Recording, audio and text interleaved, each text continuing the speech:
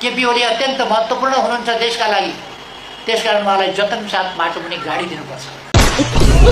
मेरा कुरा बुझ्नलाई साइन्समा मास्टर पढ्नुपर्छ, अध्यात्ममा वेद पुराण सबै पढ्नुपर्छ र नेपालको झापादेखि दार्चुलासम्म हरेक ठाउँको इतिहास पढ्नुपर्छ।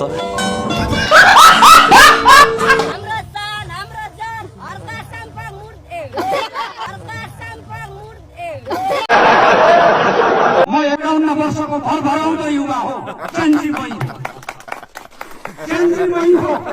के बोले भाइ? के बोले?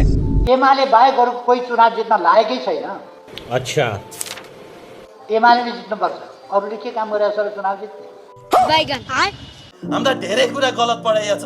बाँदरबाट मान्छे त होइन, यो गलत हो। हामी पहिला भगवान थियौँ, भगवानबाट मान्छे, मान्छेबाट बिस्तारै बाँदर भएर होइन है। फेरि देशभरि झन्डै चलाउने तपाईँ? देशैभरि चलाउँछ, किनभने हाम्रो तयारी छ।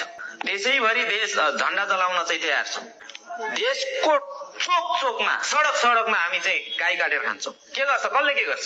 हामी गाई काटेर खान्छौँ देशैभरि, हामी झन्डा चलाउँछौँ देशैभरि।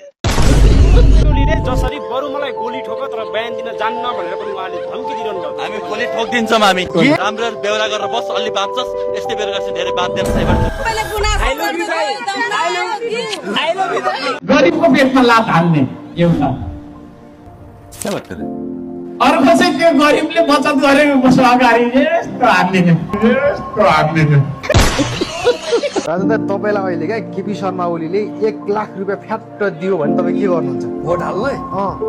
म त हालिदिन्छु, केही बोल्दैन। पुटिनले एउटा पोस्ट गर्दाखेरि नि भाइ घन्टामा 10,000 लाइक हुन्छ। यहाँको हाम्रो साथीहरूले पोस्ट गर्दाखेरि नि 1 मिनटमा नि 1,40,000ले लाइक गर्छन्। भनेपछि यो मान्छे चाहिँ कहाँ छन्? म जति मेच्योर कोही छ र देख्दिनँ म त। अरू त म त केटाकेटी जस्तो लाग्छ। म यो सबभन्दा मेच्योर नेपालको कोही पोलिटिक्समा आज छ भने त्यो म हो। के बोले भाइ? के बोले? पृथ्वी पथबाट गयो भने वीरगञ्ज पुग्ने त हो नि, भने हेटौँडा त पुग्ने हो नि। पृथ्वी पथ त्यही होइन र के त्रिभुवन पथ हो क्या त्यो? पृथ्वी पथबाट गयो भने पोखरा त पुगिने हो, यही हो क्या पृथ्वी पथ भनेर। पृथ्वी पथ 250 वर्ष अगाडिको कुरा ल्याएर यति बेला देशको विकास, देशलाई एकताबद्ध बनाउनु छ। पृथ्वी पथले के एकताबद्ध, मारकाट गरेर एकताबद्ध गर्ने? होला एकीकरणका समयमा पृथ्वीनारायण शाहको विचार र बाटो ठिकै थियो होला। पृथ्वी पथ, पृथ्वीनारायणले संविधान भन्ने शब्द सुनेका थिए?